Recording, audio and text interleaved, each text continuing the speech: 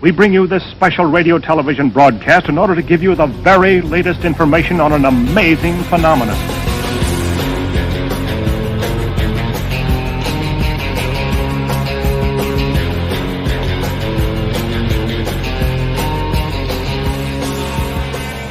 From the files of Schlock and Awe, welcome to Natural Selection, the home of the DTV Creature Feature. Here are your hosts, Matty and Dave Wayne.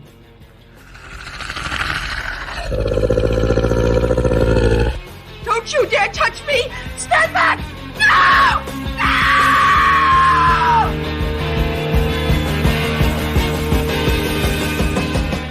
Hello and welcome to episode 12, the final episode of Natural Selection, the home of the DTV Creature Feature. My name is Dave Wayne, and sat to my right, as usual, is Matty Budrevich. Hello. How are you? I'm good, thank you. A bit emotional, though, to be are honest. You? Yeah, this is our swan song. You do look a bit teary, to be honest. I did wonder what the Kleenex were for on the table. I thought it could have gone two ways, quite frankly. And I'm glad it's being spent on tears. Why are we emotional? Well, you know, it's our last episode, isn't it? And you know, we began many moons ago in a pre-COVID wonderful utopia. The before times. Oh, wonderful times. We used to hug, things like that. and you know, we began with spiders, crocodile and octopus. And, you know, many hours later, here we are, almost full circle, would you say? I would say so, yes, completely. Because, well, what better way to end it? Everything goes full circle. Everything repeats itself. And ultimately, one thing we have to remember throughout this entire Creature Feature crusade is how important new image were. Yeah. They were one of the first to jump on the trend, and really, they helped where... Well, we've sort of teased it in prior episodes about the rise of sci-fi. I think it was in Webs and Bugs, where that's when sci-fi really started getting into the Creature Feature game themselves, as in financing the movies as opposed to just playing them on their channel or their associated networks. So the films that we're looking at today are Larva, Mosquito Man, SHARKMAN and SNAKEMAN. A lot of men. A lot of men in there. But that is fine by us because they are a quartet of pretty bloody good movies. Well, 3/4 pretty good movies. We'll get to the dodgy-ish one. But this is from a time where this really is the rise of sci-fi. So just as we looked at crocodile, spiders and octopus as among the first wave of the Creature Features, I guess Anaconda, Deep Blue Sea, Lake Placid genesis. This is now where sci-fi started monopolising the market, and you can pretty much draw a line from Larva onwards into, okay, this is where sci-fi, this is their bread and butter now. They are the home of Creature Features, of the direct-to-video kind at least. I feel like I'm going to start repeating myself a little bit here, because we have gone through this before, but in order to understand why sci-fi started monopolising the direct-to-video Creature Feature and the made-for-cable Creature Feature, is that we need to go back to the sci-fi original movies genesis, all the way back in 2001. So that was set up by the channel's current Executive Vice President of Programming and Original Movies, Thomas Vitale, and his two cohorts, Ray Cannella and Chris Regina. So Vitale, Cannella and Regina, what they would do is they would approach a production house, someone like New Image, and they would come up with an idea or a concept, and they would expect New Image to make that happen. Every production outfit would be given the same flat fee of $750,000, and whatever additional budget that they needed, they had to drum up themselves through either international sales, international licensing agreements, or, in the case of these four movies today, in partnership with another company. So, as well as having New Image involved with Larva, SNAKEMAN, SHARKMAN, Mosquito Man, we've also got another pretty key direct-to-video player, and that is Ken Badish of Active Entertainment. Now, Active was set up by Badish in 1993 roughly, I believe, about 6 months after New Image had formed in 1992. Before that, their biggest claim to sort of fame was producing a really, really great Olivier Gruner sci-fi movie called Automatic, which is just awesome, directed by the brilliant John Malowski. Great bit of action. You're not mentioning the Ernest films there. Oh, and of course, they had a financial hand in a couple of dodgy Ernest sequels. Thank you. But in 2004 time, New Image and Active teamed up to make Larva et al. And it proved to be a very fruitful collaboration. Yeah. And because after these movies were all made, that is when SyFy, they greenlit 4 more movies from the New Image and Active team up. But we'll get to them in due course.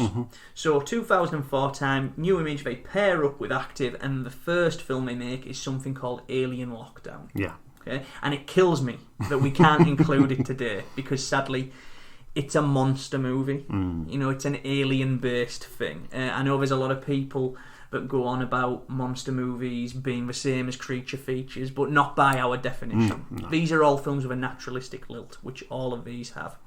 So, New Image, Active, SyFy, this is the partnership. This is where the template for most of their work going forward. Because after this point, after these movies are made, they make another bunch for them. And then they start recruiting other companies into the fold, like Cinetel, Amberlight, to grind out more and more content for the channel, which is slowly becoming known as the most dangerous night on television. You're listening to Natural Selection, the home of the DTV Creature Feature. Now, I want all of you to tell me if that's not the best dang beef you've ever tasted. Do you really think host tender meat can afford to pay good money for diseased cattle? Who's gonna buy them? What if I'm not mistaken? Simply put this, the parasites I found in that stream. There's frogs in that stream, too. That doesn't mean that one of them jumped down Patrick's throat and caused him to have a heart attack. I'm trying to be serious here. So am I. Patrick stabilized. I have other patients who need my attention. Great, just do the test, please. Well, it's not even in the international database. So we're looking at an entirely new species.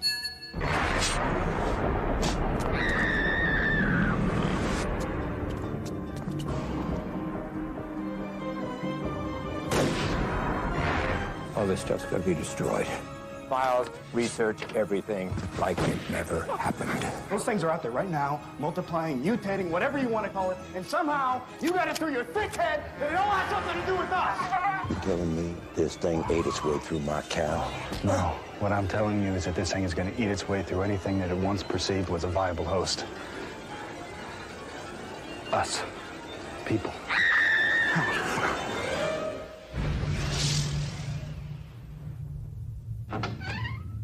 See? No monsters. You know what this means, don't you? No more of those. Okay, that was something from Larva there. What would you pitch this one in the quartet? Are we starting strong?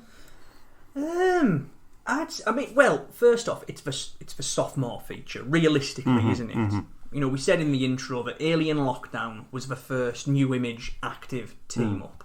But this is a good launching point, as it does tend to fit in with something that Thomas Vitale, Ray Cannella, that SyFy were looking for at the time, in that it is very much almost a socially conscious horror movie. Yeah. You know, it's got environmental concerns. It's a real eco horror, isn't it? That's maybe more than socially conscious. Yeah, it's a tale of big pharma versus small town folk, basically. And I do think that is it gives it a very strong and serious angle. It is a very, very good film, I must say. So it's a very, very good and mature horror film. It's certainly very surprising where if you'd have just watched something like Alien Lockdown, which is essentially, you know, just giving you the monster movie thrills, this is much more serious, more measured, and more matured. It doesn't quite achieve the level of fun that Mosquito Man and SHARKMAN achieves, but it is a very solid. It's a 3-star masterpiece. Yeah, as far as I'm concerned. Yeah, I'd agree with that. It takes us to Host, Missouri, doesn't it? Where we meet the new veterinarian, Dr. Eli Rudkus, played by Vincent Ventresca. He's got an appointment with a cow. Don't we all? And the cow belongs to a man we know well and a man we like a great deal, William Forsythe, who plays Jacob Long.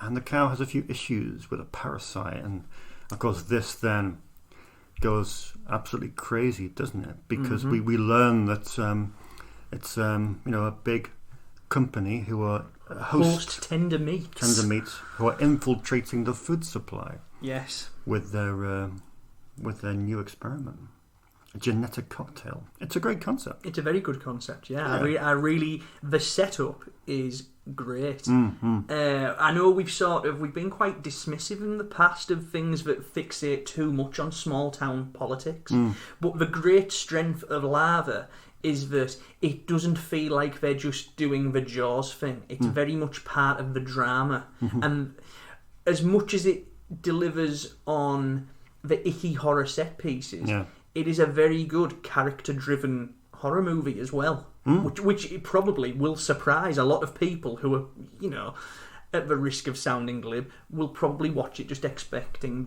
a typical sci-fi schlock show. Yeah, I think that's my most dreaded sentence. Typical sci-fi. Typical sci-fi. It's a typical sci-fi film. Because there isn't really a typical. Maybe there is today. Maybe. Sounding like gatekeepers that it was. Never as good as it was back in 2005. But it's true. They're perhaps a bit more, cookie cutter today than they were. But back then, I mean, this is the epitome of the diversity that they showed. And what we said about the ecological bent to it, that was something that Vitali was very, very keen to express in early sci-fi movies. The one I always think of is Snakehead Terror, which had a real ecological bent to it, the great Cinetel production from 2004. So you can tell that there was a lot of thought being put into this movie, and it is a very classy and very handsome looking affair. Yeah, but that what you're saying about the ecological aspect, the whole thing comes from the 50s, essentially, doesn't it? Yeah, because of those 50s nuclear orientated, things that really echoed what was going on in culturally and in society as well. And again, this is here, but yeah, you're right. It's a really nice looking picture. One thing I do think we need to touch on in terms of the character side of it is how Larva is a great example of sci-fi, what they would look for in their casting process. I believe we said it before in reference to Boa versus Python, how they cast David Hewlett because he had a built-in audience with the channel from his appearance in Stargate SG-1. So what we've got here, in addition to having the name of William Forsythe, who, a prestigious... I don't want to call him a character actor because apparently he hates that. He hates that description of him. He always says it makes him sound like a slam, and he seems like quite an intimidating guy who could probably bounce me across a car park if he so desired. But... he's the name, and then you've got the guy playing the vet, Dr. Eli Rudkus. You've got Vincent Ventresca, who previously played the eponymous Invisible Man in the 2000 to 2002 series that ran on Sci-Fi. So he had an audience. So he's the lead in this movie. And both of them equip themselves very, very well with the part. I found myself caring a great deal about them. Yeah. I mean, Rachel Hunter is there as well, isn't she? She plays Haley Anderson. Didn't do many acting roles. At 2005 time, she's about to divorce Rod. So maybe she, needed the money. I didn't want to say that. But she's very good though as well. She plays a good part. She does. I mean, apart from like tabloid headlines and that, I only really knew her in the. She played Stacey's mom in the video for The Fountains of Wayne. I fondly recall that video. Although she did do a job for Wynorski, didn't she, in Piranaconda? Many years later, which does obviously, Piranaconda was 2012, and that was sort of probably the last truly great type of sci-fi original for me. They'd been on the wane since then. No pun intended. No pun intended, Mr. Dave Wayne. But But that does owe a great deal to the framework that New Image and Active established for sci-fi with these movies. Yeah. Obviously, Larva maybe a little bit more of an exception to that because it is, again, a very serious-minded movie. Yeah. Rather than a knockabout, campy kind of thing. It's filmed in Missouri, a town called Springfield, Missouri, which isn't, you expect to see Bulgaria, don't you? Yes. But it's not. And I think that brings a good dynamic to it, really. I like small town stuff. The thing that got me about it, I thought it could easily fit, you could easily make it fit into 1976, have a CBS TV movie of the week.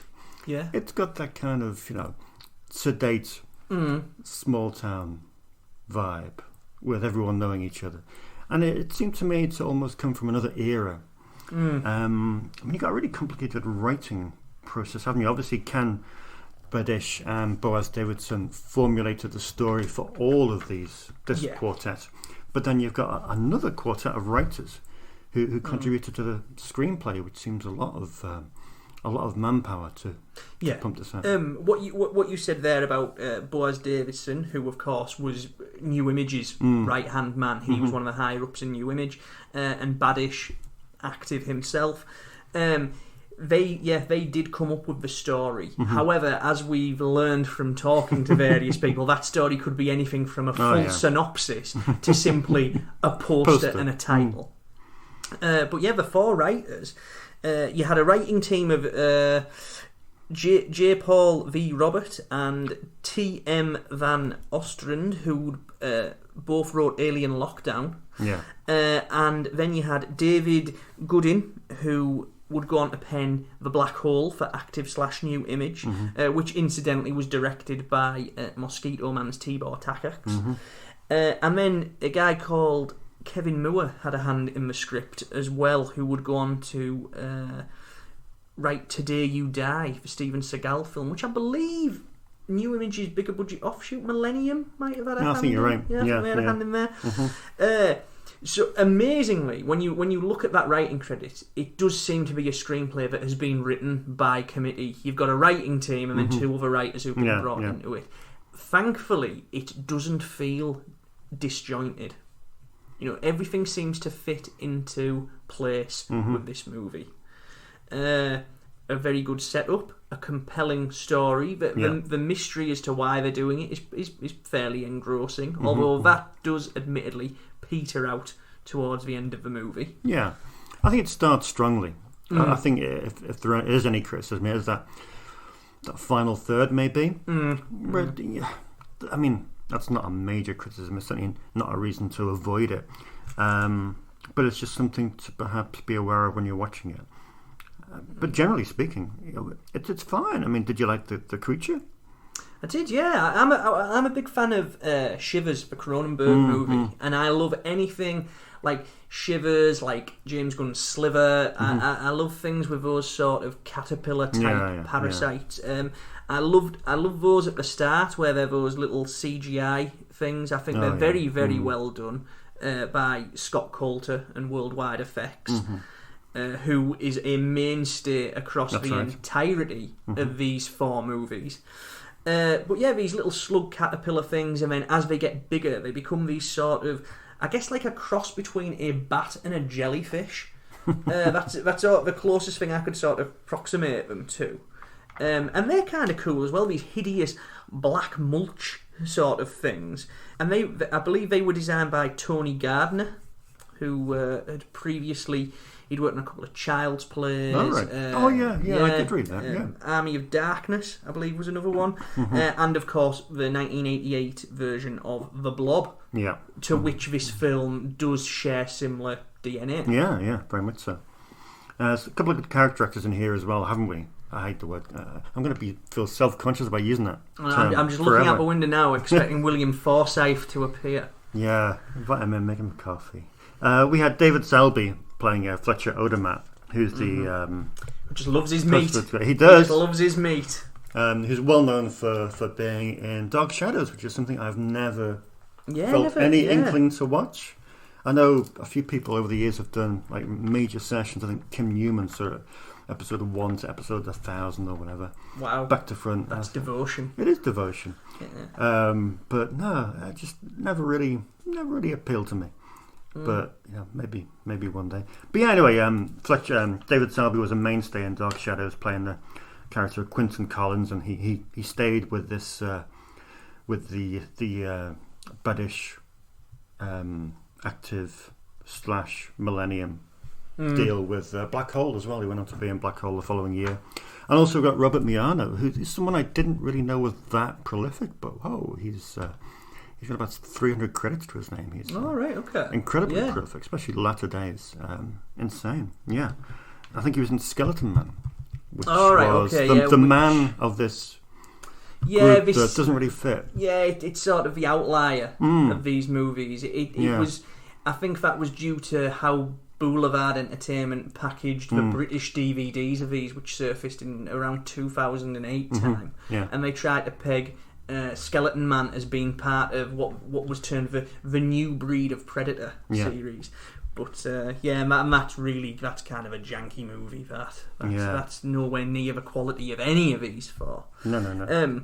But with the quote unquote character actors, the performances are very, very good. I cannot stress that enough. Forsyth, of course, I think he does steal the show just simply because he's William Forsythe, and he has great hair. Yeah, I love the Christ-like look to him.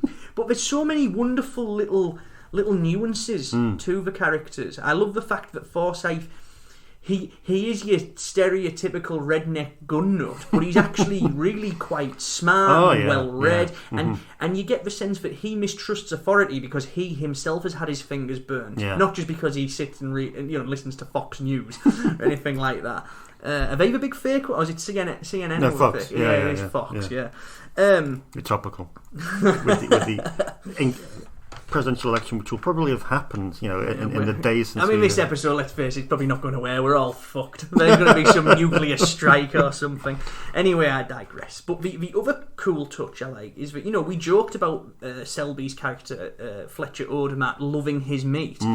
He's this arch carnivore who's just meat crazy and business crazy. And then you've got Dr. Rudkus, who's a staunch vegetarian, and it's even joked about how he's come to the meat capital of America, and I think that's just a wonderful touch, and it reminds me a lot of the sort of outsider dynamic that we saw in Ellery Elkham's They Nest. They Nest, it's got that sort of great outsider vibe to it. Yeah, they're a really good pair, aren't they?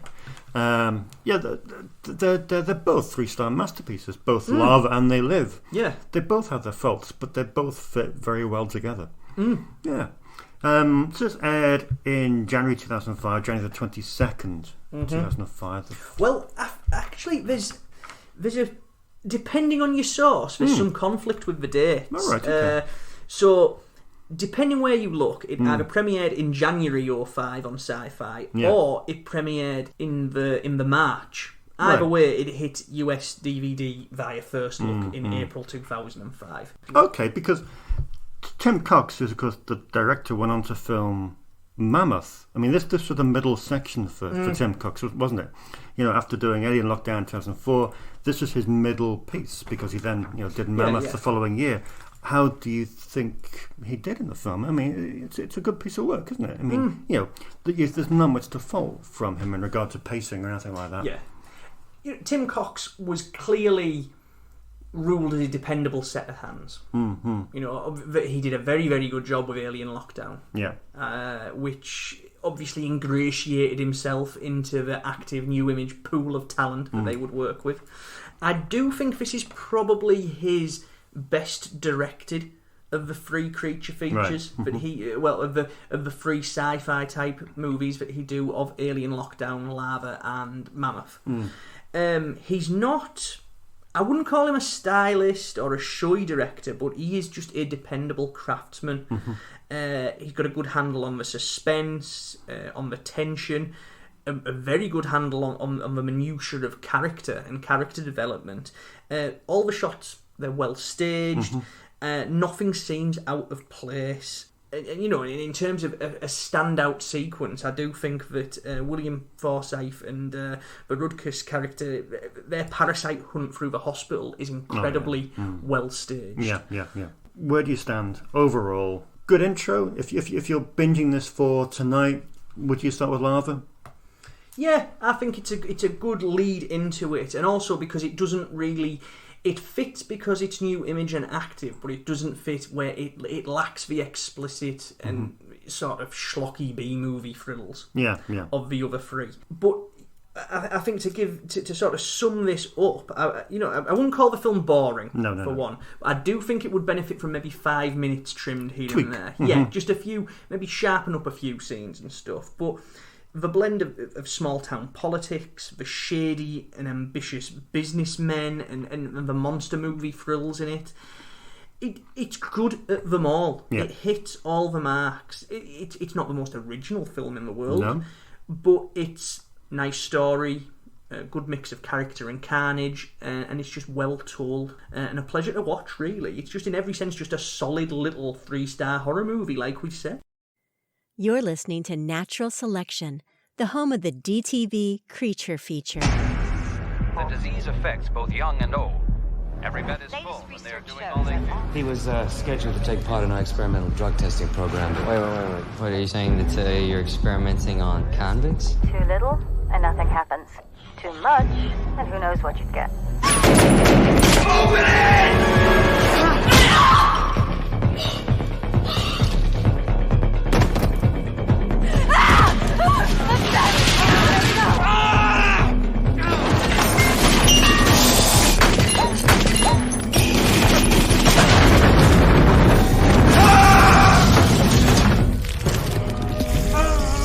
Have you ever seen anything like this?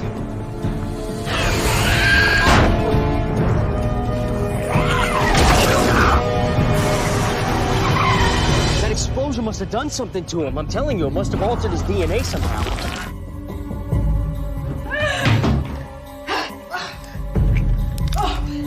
They're giving you a blood transfusion to try and slow this down. He wants to mate Tom. That's why he's looking for me. He's here! You don't know what you're up against!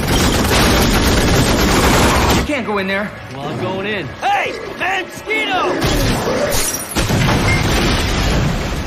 No, he's not dead, Tom. It's not my blood. Don't breathe! Is it gone? Mosquito. Or is it Mosquito Man? Let's pick a. What are we going with? I think we've been going for Mosquito Man because that's the DVD right, thing. okay. But I do believe that because I have spent a good few hours trying to get the right reverence to say it, I do think Mosquito. Oh, it's good. Is that all right? That's nice and hoarse. Or Mosquito.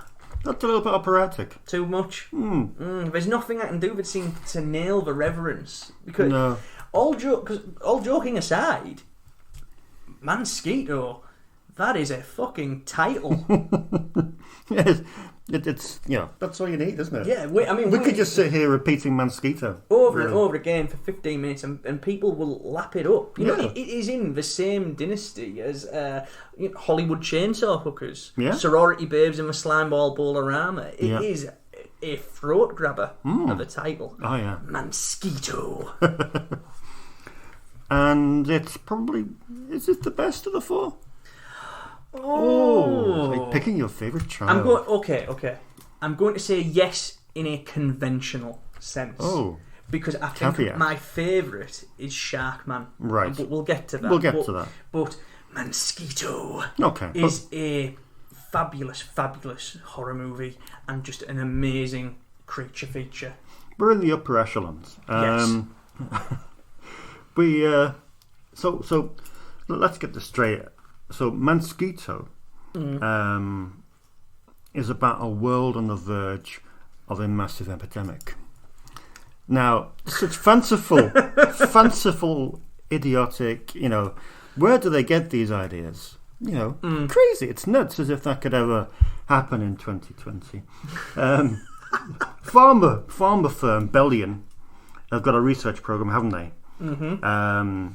Because there's a highly contagious infection called guinin. Yeah, I never quite caught it. Guinin? Caught the name, sorry. Guinin. Sounds like another stroke. And that, anyway, highly contagious thing, transported by mosquitoes, hence they must inject.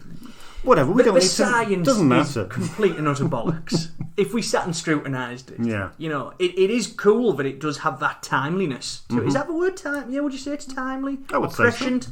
One of them. Either way, virus, spread by mosquitoes, get some super duper antidote carrying mosquitoes into society, and then somewhere along the line, you're experimenting on convicts. One of these experiments goes wrong, and a convict ends up merging with the DNA of a mosquito in true fly fashion and becomes the eponymous Mosquito. That's all you need. He's not just any convict. He is convicted murderer, Ray Erickson, who, of course, was caught by the lead guy in the piece, Corin Nemec, who plays Lieutenant Thomas Randall. And needless to say, as it happens, it's his girlfriend who's the assistant to the guy in the lab who's doing the experiment. And she happens to, I don't know, she doesn't have full transformation immediately, does she? Like the crook, but she has sort of semi... I think we could break the plot is literally a stew of all my favourite ingredients. Yeah. Okay, so you've got mad science, monster movie, body horror, a serial killer / escaped prisoner, and then a psychic connection to the monster. All of these are just... That is just my... It hits everything that I look for in a horror movie, and that's so she gets this psychic connection to Mosquito. I think we describe her as asymptomatic in 2020 terms. Yes. Yeah, I mean, it's a perfect combination of factors, isn't it? I mean, we'll be talking here for a couple of minutes on it, and probably people have turned off already because they're just desperate to go and see this. Because you would be, wouldn't it? So. If you had two people talking about a film called Mosquito, and a brief introduction to the plot, you would be desperate to see this film. I mean, you're sold on the title alone. The fact that all of this plot is unloaded in the first 20 minutes. It is pure pulp horror. Yeah. It is wonderful. It's just a hodgepodge of all these amazing ideas that you love from so many other movies. And the joy of Mosquito is that it is so unashamed. It knows it's... I don't want to call it derivative, but it knows that it's cobbled together from 1,000 other parts, and it is just basically having fun with every single one of them. But it's a very... It's not... it is derivative, but it's not done so in a lazy way. It's quite a stylized film. Yeah, I'll give you that. It's quite a stylized film. I mean, it's completely set at night. There's no daylight shots at all. I think it's raining in every exterior scene. It's got a very dark, brooding feel to it. I mean, it's... One thing you need to know about Mosquito is that it is a film with what I would term tremendous pedigree. The director of it is Tibor Takacs, who, of course, had directed The Gate 1 and 2, I, Madman, which is a fabulous horror movie. It's certainly one of my favourites. He'd worked with New Image before on a film called Red Line with Rutger Hauer and Mark Dacascos, which us Brits, we got it on a cheapy disc as under the title Armageddon. And he directed an earlier creature feature for New Image from the sort of Octopus 2 era of the company called Killer Rats. Takacs is clearly... I don't want to call him a dependable set of hands because there's a bit more to him than that. There is a style to his work. There is a sort of... He's not a job for hire, is he? There is an auteurism to it. And I don't think there's any coincidence that he would be hired by New Image and Active to shepherd more of their work, because obviously post Mosquito he'd go on to do The Black Hole, Kraken, Tentacles of the Deep, and then Mega Snake in 2007, and Ice Spiders. Oh, and of course, Ice Spiders. But yeah, he's a tremendous stylist. I don't think he's ever worked with a script that's wholly original, with the possible exception of I, Madman, which is a very quirky and offbeat movie. But I do think Mosquito fit in the I, Madman mould, as in that on top of all this crazy mad science, which it all oozes this EC comic book vibe, it's like something ripped straight from the pages of Weird Science, but you've also got this noirish quality that fits in with the comic book vibe as well. Yeah. You know, it begins with the noirish narration of Corin Nemec. Yeah, very much so. I mean, obviously, so far we've had sort of Boaz and Ken formulating the stories for these. With Mosquito, they were joined by Ray Canello, weren't they? Who, from SyFy. You mentioned it in the introduction. This was his baby. It was his baby. I read a really interesting interview with him where he was really sort of divulging the inner workings of a sci-fi movie, and it was really fascinating to hear sort of the mantra that they want to make a classic monster film that becomes embedded in popular culture, and with a very explicit set of rules. They said, rule 1, show the monster, and rule 2, put the monster in the title. They want a death every 8 minutes. They want 7 acts, 6 cliffhangers, and a climax. I mean, while these other movies, well, especially one we'll get to a little bit later, don't necessarily fall into that template, I think Mosquito Man pretty much follows it to the letter. And again, a part of that is I don't think there is any sort of coincidence that the actual script gets written by Michael Hurst, a British writer and director who would go on to do Pumpkinhead 4 for SyFy. So I think that there must have been an inherent understanding of what Canella was looking for. And in terms of the sci-fi blueprint, I think this absolutely nails it. It is non-stop motion. There's something happening before every commercial break could go. There is, as you say, multiple cliffhangers. And it does have the monster movie frills, without question. If you are after your practical effects, for instance, I think what would surprise you about Mosquito is how heavily practical it is, to the extent where, had this have been made in the late 80s, this would have a Scream Factory special edition. Yeah. Do you think it's sci-fi's best monster? Ooh. Yes. but I love Sharkman too. Yeah. I think they both have that amazing, that quality I always look for, where it's like, if I can imagine myself as a kid drawing this thing, and Mosquito, without a shadow of a doubt, is extremely cool. Yeah. I just think that for me personally, more to my tastes, is Sharkman.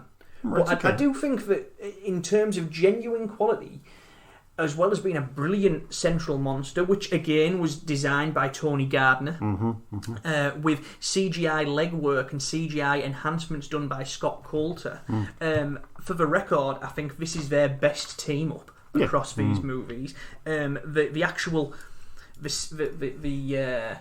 the union of CGI and practical here is just absolutely seamless. It is, isn't it? I mean, there are criticisms with regard to the way the creature moves. But you know, I can't see that really. I would, if you wanted to be ultra critical, like, had I known that, had I not known that they were CGI legs that they put on, a lot of the time you would just be completely clueless to it. But the actual practical suit, the top half of it, is just absolutely extraordinary to look at. It is, and one of the best things about it is shot so cleanly. Like it is, the light is on it. Yeah. You know that you are given a monster in all its glory. It's not hid in the shadows or anything like that. And also, it caters to your sort of fetish for men in rubber suits. Completely. And I mean that from a cinematic point of view entirely. But it does, because essentially it's one of the most simplest aspects of a creature feature, but it's one of the most wholesome and gratifying, and that's what it is. But it's perfect. Perfect. One of the cool things about it as well is that there's like pop after pop with it. Each time Mosquito seems to be on screen, there seems to be like an upped gag. You know, be it the little. What's it called? I tell you what, I looked this up because I was just going to say the mosquito straw, but it turns out that is actually called a labium, not a labia. Dirty-minded man. No. So the mosquito's little straw labium thing. When that's popping out, you've got it's bringing to mind the xenomorph from Alien and its double mouth thing, and then at 58 minutes. When it gets its wings, I mean, that is just majestic. When it starts flying around the place, marvellous. The sound of those wings, though, I find that really unnerving, especially during that final sequence where, if you turn the volume up in TV, that's it's an overbearing sound of these wings. It really gets it gets right down my back, to be honest. It was just really made me sit uneasily. But yeah, just a simple thing. I do think we need to draw beyond the aesthetic joy of Mosquito himself and beyond the sort of great pulpy comic book noir style of Takax's direction. We do need to put a spotlight on the production design of Carlos da Silva, which again it has that whole comic book vibe to it. A lot of angular stuff. It looks like something out of a Batman comic a lot of the time. It's got that sort of Gotham quality to it, which I really, really love. Well, you mentioned the comic book thing, and I made a note here that I could almost see so many scenes that are sort of sketched in panels. If you pause the film, you can kind of imagine it. Imagine flicking through it. Imagine what it looked like, black and white, in a comic book. Yeah, it fit. I do think one of the most baffling things for me is that New Image and Active and Sci-Fi were clearly hoping these 4 movies would become some sort of a thing. At the time, they were very heavily promoted on the channel.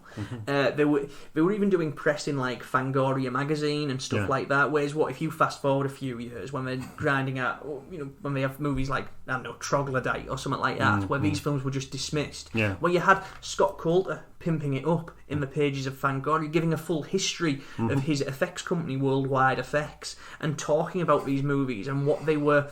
What they were trying to do with them, about how Larva was like an homage to Invasion of the Body Snatchers and that sort of school of 50s sci-fi, and about how Mosquito was a deliberate Cronenberg homage, and it was just like their tip of the hat to the fly. It baffles me that they never bothered to make merchandise for this. Because I am telling you now, right, in an era where people were eating up those Clive Barker Tortured Souls figures, where they were absolutely lapping up the McFarlane movie maniacs, had someone had made a Mosquito, there is a pocket of people, myself included, who have been all over that shit. I'd have them lined across my front room, and I would kill to have a Mosquito figure. Oh, yeah. Absolutely, and it is just baffling that that New Image never really got into the merchandising part of it. Whereas if you compare it to someone like Full Moon, which very much had the grind 'em out production line ethos, where they were knocking out little Puppet Master replicas and stuff, New Image, they just seem to miss a trick there. A little bit. They just moved on too quickly, I think. Quick word on the supporting cast. You had Matt Jordan playing Mosquito. He was kind of a Californian Andy Serkis, sort of specialised in playing creatures. He was in Steve Monroe's It Waits the same year, playing the creature. You had Patrick Drakos, who played Randall's partner, Detective Charlie Morrison. He spread his talent across 4 Takac films, from Armageddon to Rats to Earthquake. Well, we had Jay Benedict, who played Dr. Aaron Michaels. The scientist, who is unfortunately our first victim of coronavirus. He really? Died of coronavirus so back in April in London, 68 he was, which is man, real shame. But this is I mean, the cast, they're cartoons, they're set dressing for the most part, but it's not in a bad way, not in a way as we'll go on to discuss with SNAKEMAN. But they all have a very likeable quality to them. They all have a very memorable look to them, and we do, though, I feel we need to mention Corin Nemec, who is, he is arguably sci-fi original movies' biggest star. He, as well as Stargate SG-1, he's almost got too many sci-fi movies to list. A few of them: SS Doom Trooper, the aforementioned Troglodyte, Sand Sharks, Dragon Wasp. But Mosquito was his first. This was the gateway for him into the wonderful realm of sci-fi originals. And he's fine, isn't he? He's good. And again, I love the neo-retro feel. The fact that he's narrating like a 50s detective. The fact that he's even dressed like a 50s detective. It's just great. It's just... What's the big sequence for you? Is it the hospital standoff? The Hospital Massacre. Superb, isn't it? It's marvellous. I think that's one of the finest things to ever grace sci-fi as a channel. The effects, the blood effects are just wonderful. It's got a great sense of carnage and chaos as Mosquito goes, trudging through the halls of the hospital, splattering all and sundry. I think that is... and I am partial to the ending as well. Well, the double ending where when Mosquito is finally thwarted, I do think that's a nice visual as well. And just any time Mosquito's on screen, it is all gravy. It is just an absolute joy to watch from beginning to end. And if you are into movies like The Fly or The Nest, from when was that, 88, something like that. This ticks those boxes, and it just does so perfectly and so brilliantly with style and wit and energy. Can't fault it. Just an amazing B movie. You're listening to Natural Selection, the home of the DTV Creature Feature.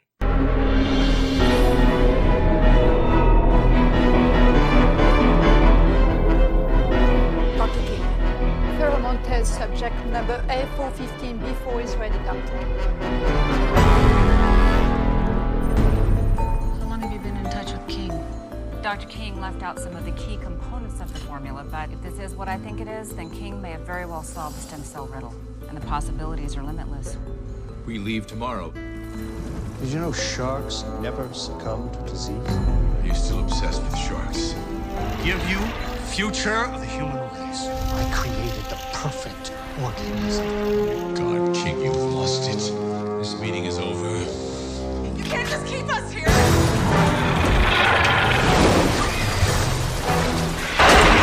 Everybody get away from the water! He's trying to get the creature to reproduce.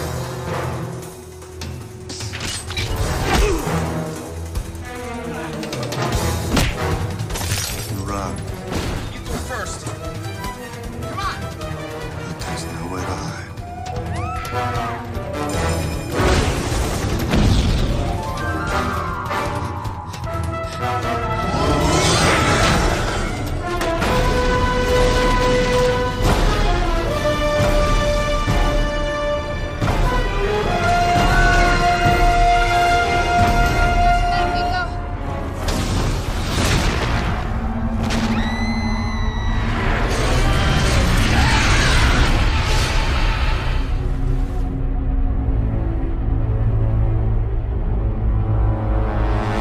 Started doing shark movies on episode 11, and now we've got another one, but it's not really a shark. Well, it is a shark movie, isn't it? It's SHARKMAN. Yes. You like this? I love this movie. I absolutely adore SHARKMAN.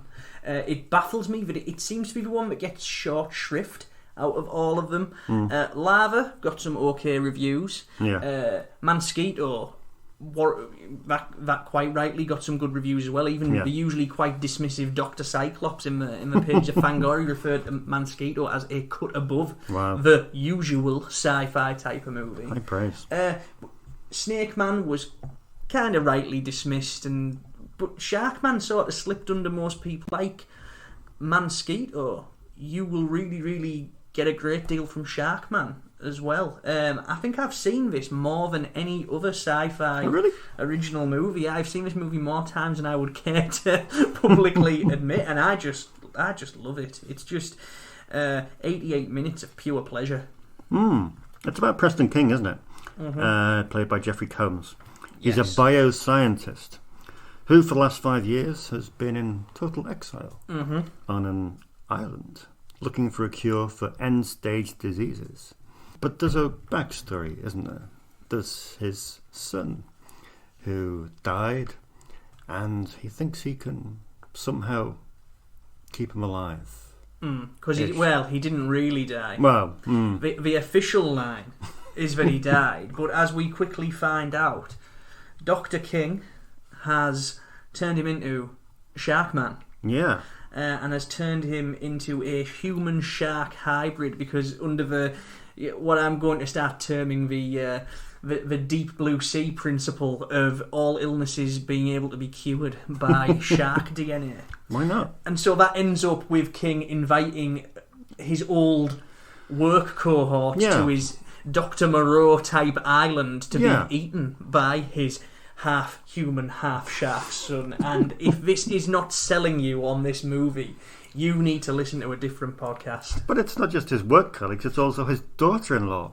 Ex-daughter-in-law. They never, technically not even married, they never married, they were engaged. Daughter-in-law to be, which is Amelia, isn't it, played by Hunter Tylo, who comes to the island with her new boyfriend, where we say hello to William Forsythe again, who plays Tom. Who happens to be an ass-kicking head of IT, which is just fabulous. Yeah, a great quote from William Forsythe, where he says, my agent called me in New York at 10 a.m. and said, pack your bags, you're leaving for Bulgaria today. He said he got sent a script within the hour, liked it, and said, let's go. Amazing. It's fantastic. And I can see why, because to me, one of the... Obviously, the creature carnage, Jeffrey Combs hamming it up, but one of the many, many pleasures of Sharkman is that we get to see this rare romantic / leading man / action hero turn from William Forsythe, who is usually lumped in quirky character parts. With a dad bod. Yeah, absolutely. So he's either quirky character part, like in Larva, or he's out and out chewing the scenery as a bad guy in The Devil's Rejects or Out for Justice. But here he plays a rather conventional leading man.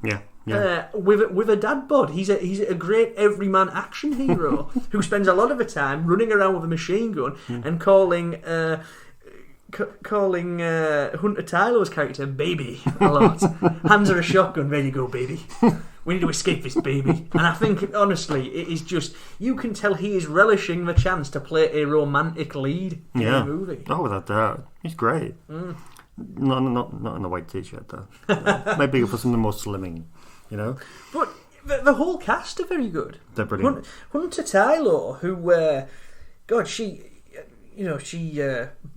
is it The Bold and the Beautiful, that long-running American soap? 2,100 episodes she was in. Wow. That's a lifetime.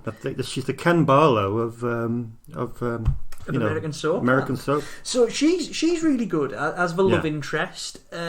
Arthur Roberts, the great Jim Wynorski regular Arthur Roberts. 11 collaborations. Yeah, he plays another sort of secondary hero to it. This rich guy, and then the rest of Forsythe, Tylo, Roberts, and even.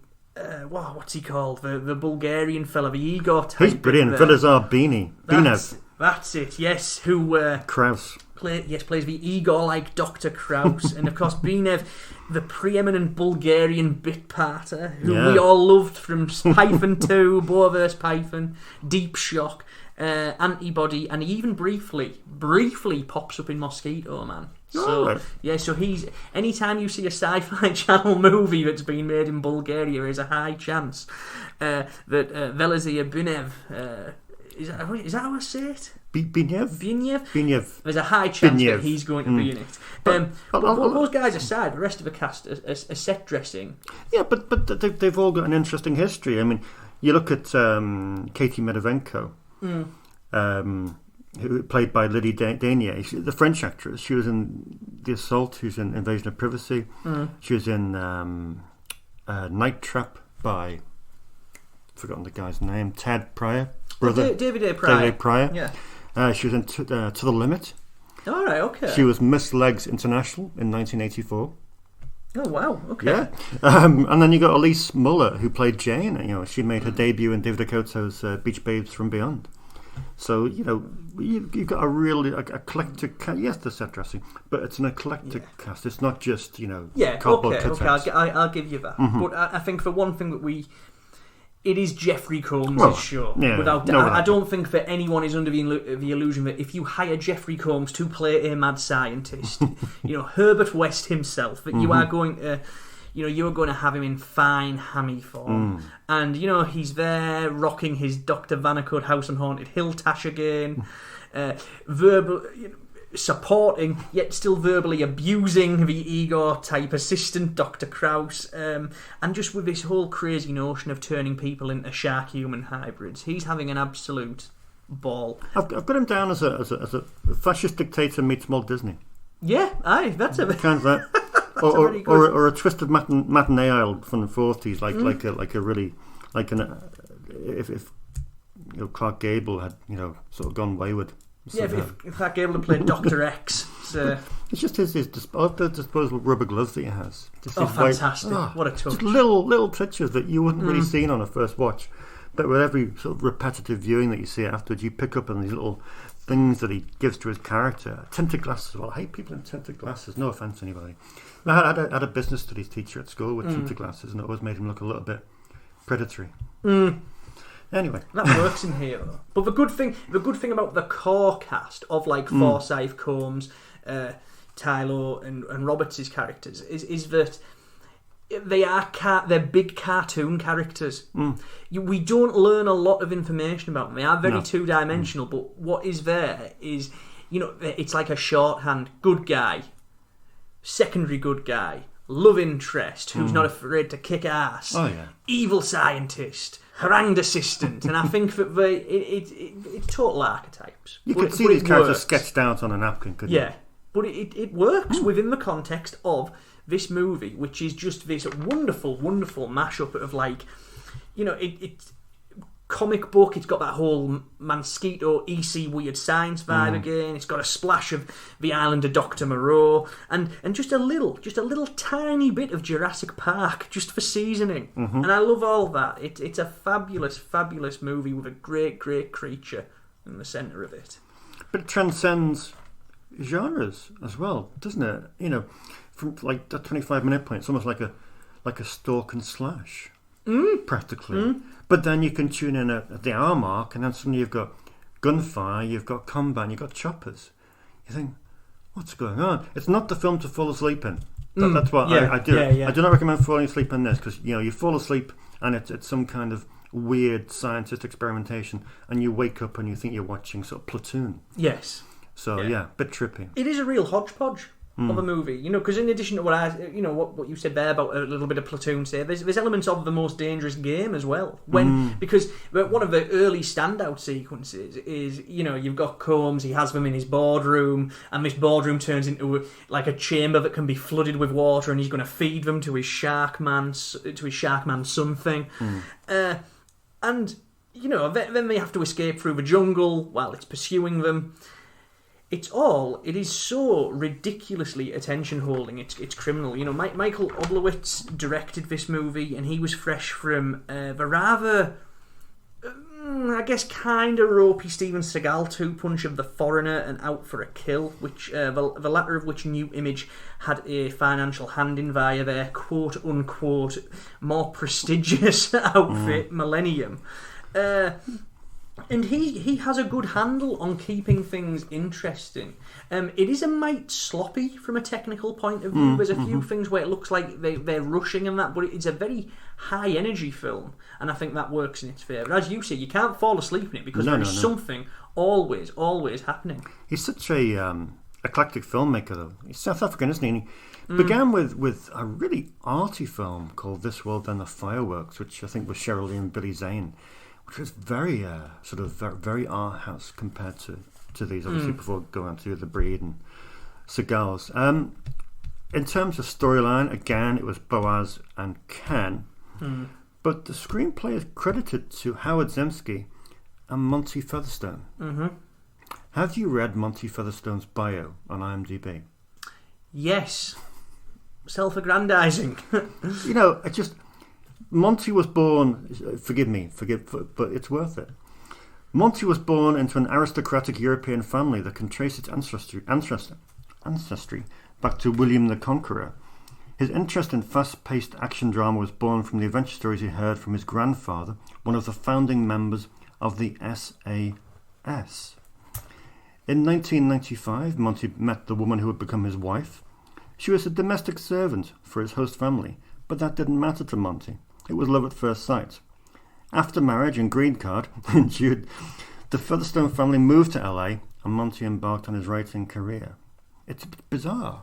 He sounds like he's not real. He can't be real. He's not real. He's a character from a Mills and Booms novel. You know, Monty still works closely with his two mentors, and he enjoys playing cricket with his good friend Clement von Frankenstein, who is a real-life baron and descendant of Shelley's subject. I am going to say that it's likely a pseudonym. Monty Featherstone and his writing partner Howard Zemsky, their only other credit is Wild Things Foursome. I do believe that these two guys are likely made up people. Yeah. And it's someone just having... And that is screamingly funny. That, you know, because if it is true, he is one pompous and bizarre sounding individual. But Sharkman, like Mosquito Man, it has numerous titles. It was written as Hammerhead Island. Yeah. It premiered on SyFy as Hammerhead Shark Frenzy, and then ultimately it ends up released to DVD as Sharkman. I do think Sharkman is probably the most fitting title for it, but Hammerhead has a real power that really matches the sort of, I want to say, almost punky energy to the film, as in that it is a little bit rough and ready at times, you know, and it does have that. What I said about the sloppiness, it's not intrusive or anything like that. It's just sort of like, oh yeah, let's throw this amazing effect in. Let's throw some blood across the screen here. Let's have them just all shooting the crap out of each other. You know, it's got that sort of throw all the spaghetti at the wall and let's see what sticks attitude, and I really do love that. You mentioned the production design on the last film we talked about, which was Mosquito Man. Mosquito. And similarly with this, I think it looks fantastic. I think Jeffrey Combs' lab is fantastic. Yeah. Valentina Mladenova did the production design, and it looks really good. Yeah. You know, considering the budget, I think it looks. It's it is like Carlos de Silva's in Mosquito. It's got that comic book vibe to it. Again, the accents and nods to the island of Dr. Moreau, or from, you know, all of its versions from the Island of Lost Souls up until the doomed John Frankenheimer version. Yeah, it's just got that great mad scientist lab look, glass, lots of paraphernalia kicking about the place, great lighting. You know, the cinematographer, Emil Topuzov, Emil Topuzov, he'd also shot Mosquito, which, like this movie, was shot in Bulgaria.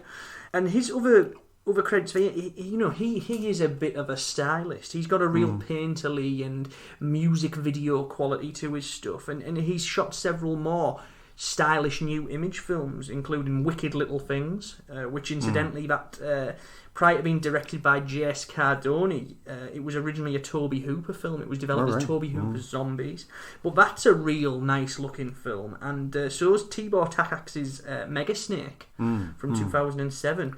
So.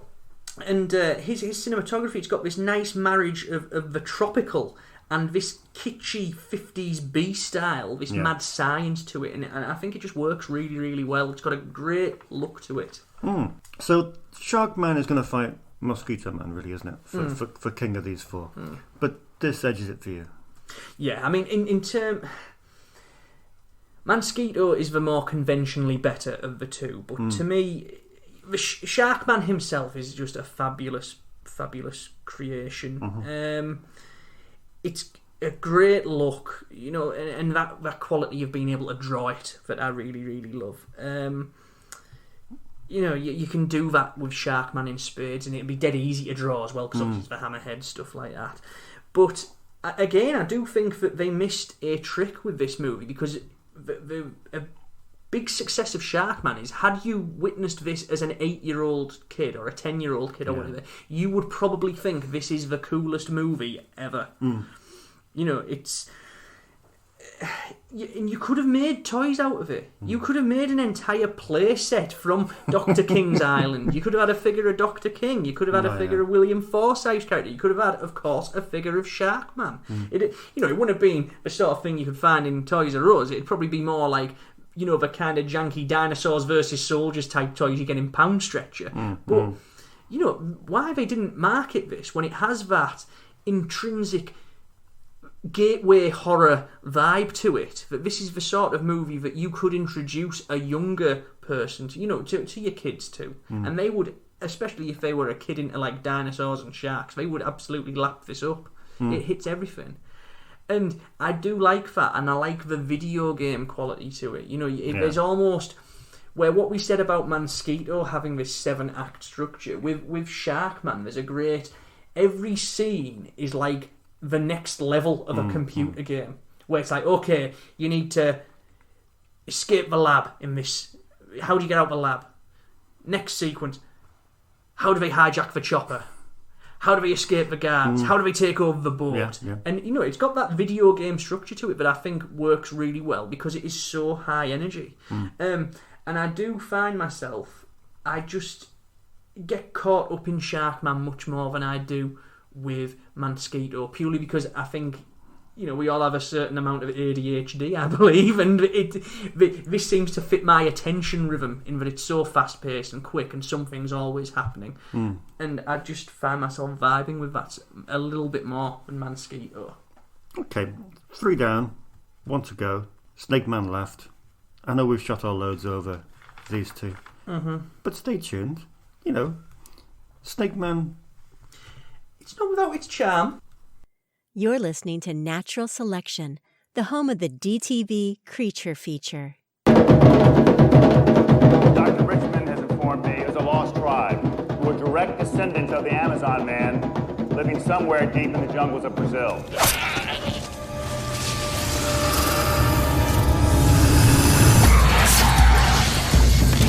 We'll be heading a team leaving for the Amazon immediately. Their mission is to assist in finding the secret for eternal use. Matt Ford, at your service. Stuck out in the middle of nowhere, so what are you going to do about it? Jeez, Rick! Timmy, take a look at this.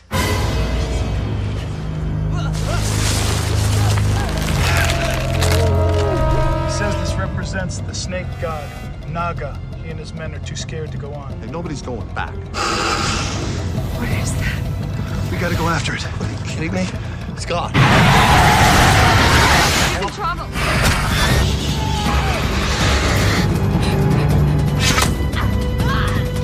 Tell us where they took the woman, Tim. Snake people only took her.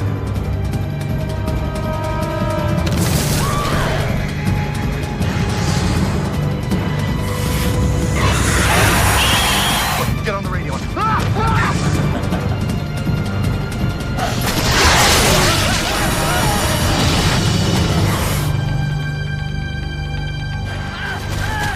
Let's move. Shoot about more guys.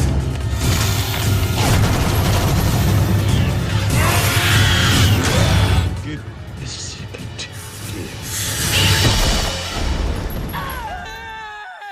it's the final film on the final episode of Natural Selection, and wow, what did we save for you? Snake Man, or the Snake King, how lucky you are, aren't they? Yeah, I think it's become a bit of a tradition for us to go out on a whimper. But it's the last film of this quartet, and it's okay. You know, we really, I just find it extraordinary that Mosquito and SHARKMAN are so bloody good, and then this one, it starts off so strongly. It does, doesn't it? It's just, you know, it's shot on location in Brazil. And in terms of the look and the locale, it is marvellous. That in its, I cannot fault the atmosphere of the piece.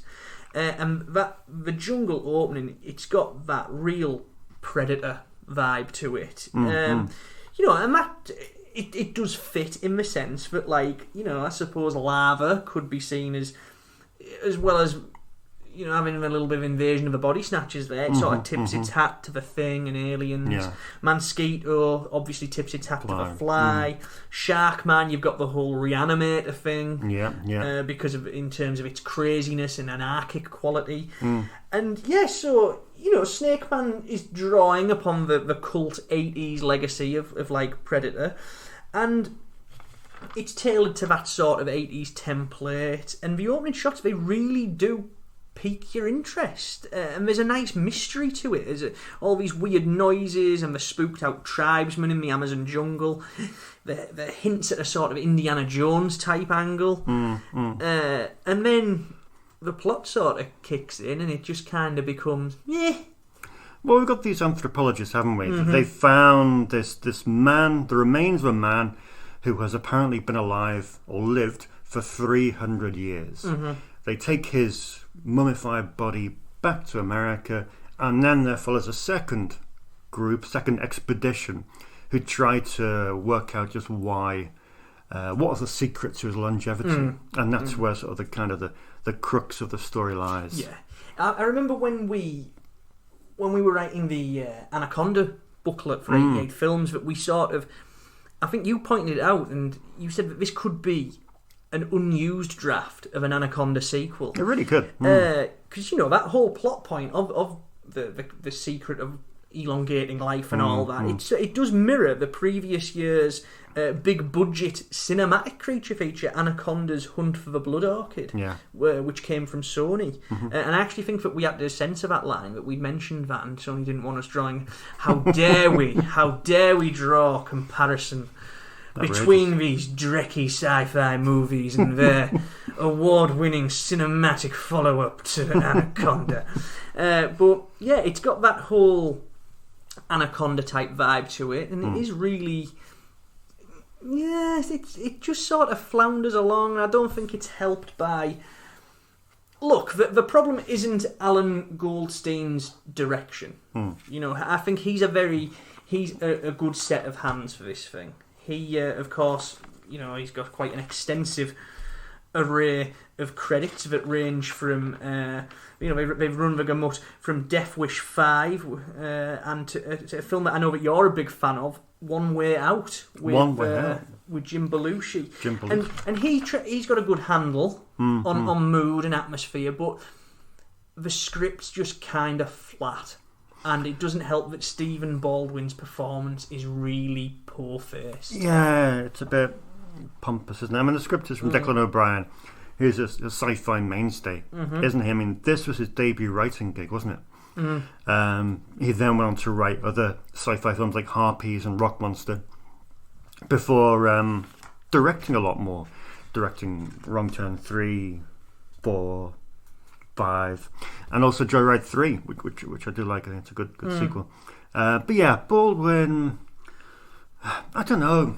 Baldwin's a funny one for me. He kind of hit pay dirt with Usual Suspects, but then like the same year he's in Biodome with Pauly Shore, but then he's in something as criminally underrated as Crime Time with Pete Postlethwaite, which I will bang the drum for till the day I die.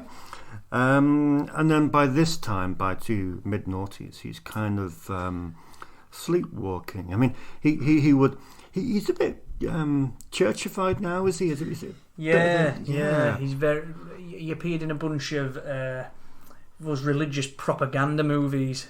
But this period, he was very much in the sci-fi realm. He did a couple more for Cinetel, the Earthstorm and Darkstorm, unconnected, but similarly themed. He had a lot of direct-to-video cachet at the time, and you know, whether we like it or not, movies could get bankrolled on the fact that Stephen Baldwin was in them. Yeah. I do think he is the least talented of the Baldwins. No offence to the guy, I'm sure he's a lovely man, but I don't think that he doesn't sort of have the fire in his belly like Alec and Daniel do. And even like William Baldwin has a little bit more. Yeah, he's got a bit more bollocks to him, I think. And in here, Baldwin really gives his character the Indiana Jones type Amazon guide, Matt Ford, he's called, and he's just so poor-faced, and he really, it's like it's so serious and so downbeat that it really sucks whatever fun was in Snake Man out of it. I like the way they're looking for the Amazon Man. I mean, I look for the Amazon Man most days, to be honest, for the latest Blu-ray and whatever to come through my door. But yeah, it's that scene where Baldwin is suddenly fluent in the language of this long lost tribe. It's just it really he does not sort of ingratiate himself to you.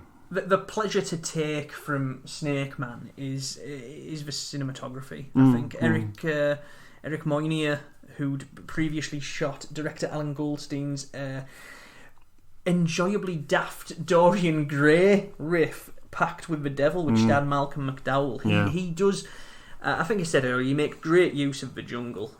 Just the shots and the lighting, they all have this depth and texture to them.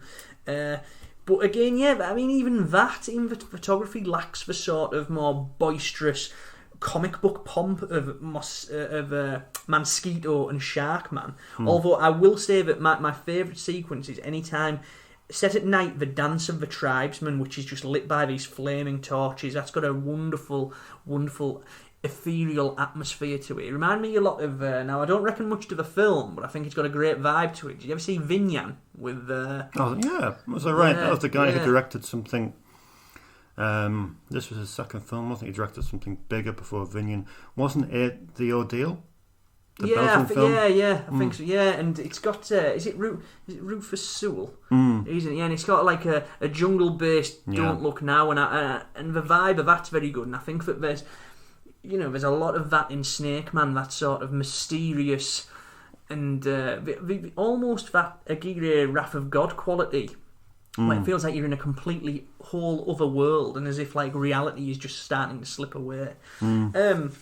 But unfortunately, this film, Goldstein keeps things lively, or at least he tries to, by, there's something always happening scene to scene, but it's often noise for noise's sake. Yeah. I think, and there's that Baldwin serious and dour tone that infiltrates the movie. Now, Larva, that was a serious-minded movie, but that had the character drama to back it up. And then the weird thing is that the characters in here are so stock and so thin, just like they were in Mosquito and SHARKMAN, if you really wanted to pick them apart. But they were played as big cartoons in those movies. In here, they're just thin and poorly written characters. And it's like all the criticisms that I could level at Snake Man, they apply to Larva, Mosquito, and Mosquito and SHARKMAN. But they took those criticisms and they turned them into positives. They knew what their limitations were, and they tried to make the best of them, and they bloody did so. Whereas this is just stuck with a lumpen script, and the biggie, the creature, is crap. Yeah, it's just crap, and it pains me to say, because Scott Coulter's CGI across the rest of these series, yes, it's a little bit ropey in Larva at times, but Scott Coulter's CGI is usually very good. But here, this is the sort of movie that people who criticise CGI in sci-fi movies would hold up as an example of bad CGI. I mean, it falls way past Canella's original, insistence that the creature is seen continuously through the film, because it's not, we barely see it. Yeah. And when we do, it's so you presume that it must have been yanked from apologies for doing that movement. It must have been yanked from the screen because of they mustn't have liked it. That's the only reason you can think that it's not on screen as much as you think it should be. Well, because they must have made that quality control sort of judgment to not. There is a strange. If you look in the credits, a guy called Mark Villalobos is listed as the creature effects supervisor. Now, he is a makeup guy. He owns Monster Effects, and he'd done Critters 3, Critters 4, Night of the Demons 3, Wishmaster 3, Wishmaster 4. But if you look throughout Snakeman, there is other than maybe a few little makeup effects to people's lips of blood, there's not a single elaborate special makeup effects. But Villalobos, he has a creature effects supervisor credit. So I'm thinking that there was some sort of practical effect here at some point that has just been pasted over by Coulter's CGI. And that explains why the CGI often looks like it's been superimposed onto something else. Whereas you compare it to Mosquito, where the legs, it was deliberately designed that way, so it is faultless by and large. Larva, there's one or two little paint over jobs in that. SHARKMAN, again, that's a decent mixture of CGI for the swimming stuff and practical for when it's running around on land. But here, there is definitely, I would put money on Villalobos's actual physical effects being just pasted over. Like they were in Python. Remember when we talked about Python? That's what happened there. They had a giant snake head made for that, but then it was pasted over. And now, linked in with that, there's something that I found interesting, and I never really thought about it before until I watched it this time. But the snake creature, this giant, this huge whopping snake, it's fucking huge, but its size changes every time it's on screen. Like sometimes, it's as big as a bus. Next time, it's like, the size of a skyscraper in the middle of London. But what gets me, there's one scene where this snake creature, it's revealed that it has multiple heads, which is a neat touch. But then, and it is surprising, but it's only surprising insofar as it's as if Goldstein had suddenly gone, oh, this thing, it's now got multiple heads, by the way, and just throws it in without any build-up, almost on a whim. So I wonder if to try and spruce up this creature, they tried the whole multiple head thing, and that translates to the screen, but it does feel like no one really had a handle on what the monster was going to be. Despite this amazing, amazing jungle vibe. Yeah, that makes sense. It's a real disappointment. There is a bounty of absolutely pointless trivia concerning the film that I can bombard you with. Please do. And that is that the three lead actors, Stephen Baldwin, Jane Heitmeyer and Larry Day, all starred in the same film 3 years prior, which was Alan Moy's Exchange. Hey, that's a great little movie. It's all right, isn't it? That's very good. One of the jungle crew, Sid, I think she's one of the first to get killed. Actress called Shelley Verrod. She's a doctor in human sexuality. Okay. And an ex-member of the Israeli army. I wonder if she's married to David Varrod as well, one of New Image's high-ups. Yeah. Makes sense, doesn't it? It's an unusual... Two and two. Yeah. Thirdly, we need to pay a quick homage to Gary Hudson, who plays Dr. John Simon, star of Indecent Behaviour. And surely, in 1993, he must have been the #1 male adult star on video, mustn't he? Indecent Behaviour, Sexual Intent, Mind Twister. Surely there was no bigger male video star. In the erotic thriller market. And finally, which actor in this film? Sorry, I know you hate these questions. I hate it when you do this. Last time ever. Come on then. You got to get this one. Which actor in the film connects Freddie Mercury with Wes Craven? Come on, easy. Oh, I have no idea. No idea. You see, there's Ross McCall. Of course. Ross McCall played little Freddie Mercury in the video for Queen's 5th single to be taken from Innuendo called The Miracle. Okay. And he played little Freddie Mercury when the bridge sort of comes on in a song. Freddie Mercury comes on and puts his arm around little Freddie Mercury, and it's like anyway. And he was engaged to Jennifer Love Hewitt for a year. All right, okay. So, Freddie Mercury, Wes Craven. Tenuous, but, try your best. I do think that we need to say two more things about Snake Man. Well, one about Snake Man and one about this entire quartet. So the first one is that Snake Man's UK DVD is so suffocatingly cheap that it doesn't even have an authored menu. It just has an authoring deck as the start. And if you are ever wondering what day that Snake Man was authored on a British DVD, I can tell you now that it was the 14th of June 2008 at 10:39 a.m. Thank you, Boulevard. Brilliant. I will say though that irrespective of Snake Man's overall quality as a whole, these 4 movies and the earlier Alien Lockdown were successful enough for New Image and Active for them to go into collaboration on a series of other movies. So, as reported to Variety on the 6th of November 2004, Avi Lerner's New Image Films has pacted with Active Entertainment again to make 4 more picks for Sci-Fi, with budgets of, check this, $3 million a piece. Ooh.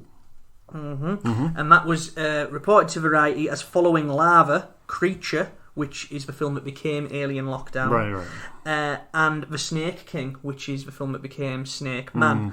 So the other 4 films that they made was The Black Hole Project, which eventually came to be as simply The Black Hole, directed by Mosquito's Tibor Takacs. The Gryphon, which became Attack of the Gryphon in 2007.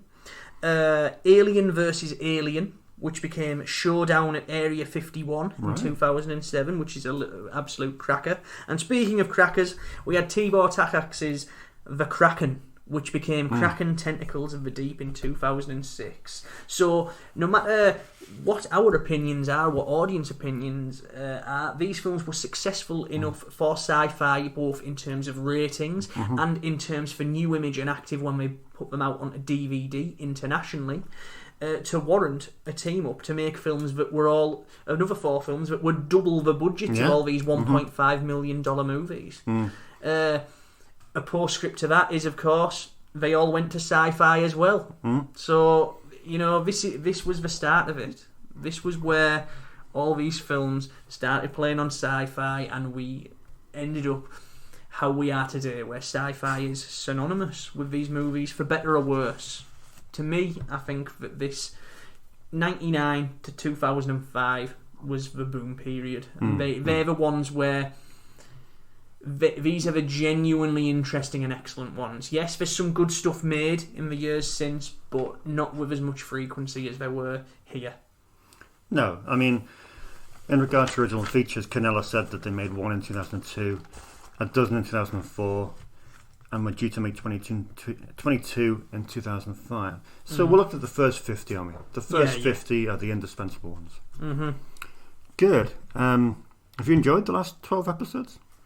Yeah, I have. Yeah, I'm not going to lie, boy. I've got a little bit of creature feature fatigue now. I think we've spent 18 months on Creature, between the Anaconda booklet, which was the impetus for this entire show, and then the show itself. What started out as it was only going to be like a 9-month project ended up doubling. And I think that it is. I think out of that 1999 to 2005 wave, I think we've said all we need to say at this point on it. Yeah. So what's next?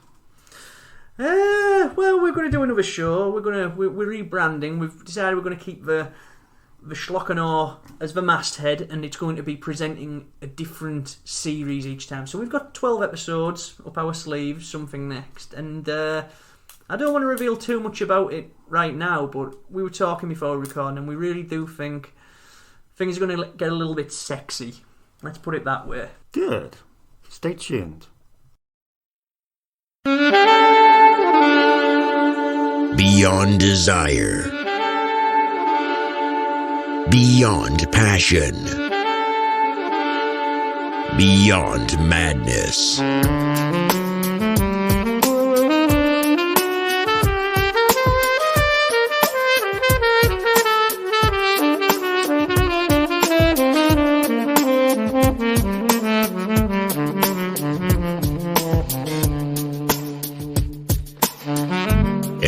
new podcast from the files of Schlock and Awe.